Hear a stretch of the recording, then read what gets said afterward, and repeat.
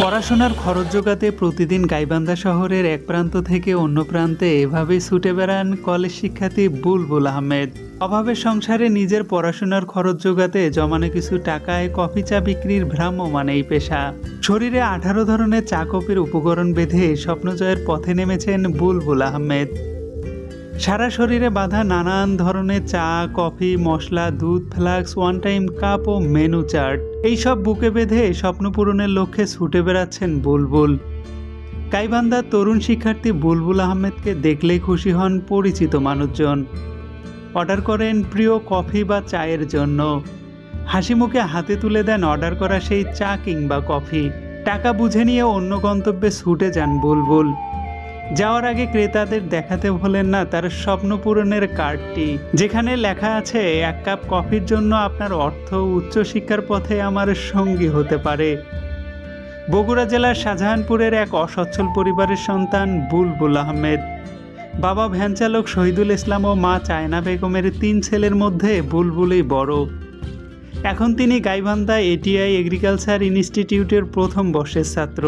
Class ও পড়াশোনার ফাঁকে বেছে নিয়েছেন চা কফি বিক্রির ভ্রাম্যমাণ এই পেশা। চীনে কম্পিউটার সায়েন্সে লেখাপড়া করতে যাওয়ার সব ব্যবস্থায় হয়ে গিয়েছিল তার, কিন্তু অর্থের অভাবে সেই স্বপ্ন পূরণ হয়নি। তবে হাল ছাড়েননি বুলবুল। নিজের লেখাপড়া ও থাকা খাওয়ার খরচ জোগাতে বেছে নিয়েছেন এই পেশা। অল্প অল্প করে কিছু টাকাও জমেছে তার। চীন না হোক, অন্তত উন্নত বিশ্বের যে কোনো দেশে কম্পিউটার সায়েন্সের উপর ডিগ্রি নেওয়ার জন্য দিনভর পরিশ্রম করছেন তিনি। সপ্রতিভ এই তরুণের প্রতিটি পদক্ষেপে দৃঢ় প্রত্যয়ের ছাপ। বুলবুল মনে করেন কোনো কাজেই ছোট নয়। কম্পিউটার সায়েন্সে বিদেশি ডিগ্রি অর্জনের যে স্বপ্ন তিনি হারিয়ে ফেলেছিলেন, তার 1 কাপ কফির সেই স্লোগানটি একদিন সেই স্বপ্ন পূরণের পথ করে দেবে। এজন্য সবার ভালোবাসাই তার মূল শক্তি। হয়তোবা আপনাদের ভালোবাসার সামান্য সহযোগিতা পেলে বুলবুলের জীবনে খুলে যাবে স্বপ্ন পূরণের মূল দরজাটি।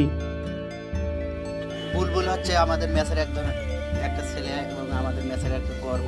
সে কোনো কাজকে ছোট না মনে করে কাজটা করে যাচ্ছে।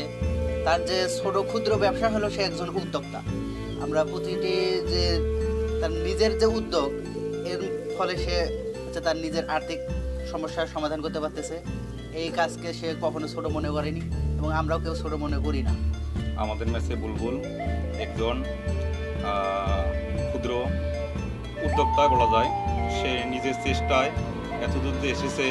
আমার পক্ষ থেকে এবং আমার মেসের পক্ষ থেকে ওকে আমি ধন্যবাদ জানাচ্ছি। বুলবুলের কাছ থেকে আমাদের অনেকের শিক্ষা নেওয়া উচিত। সে নিজের চেষ্টায় অর্থ উপার্জন করতেছে এবং এর সাথে নিজের পড়াশোনা, পারিবারিক চাহিদা সব কমপ্লিট করে আজকে গাইবান্ধায় আনাচে কানাচে আলোড়ন সৃষ্টি করেছে।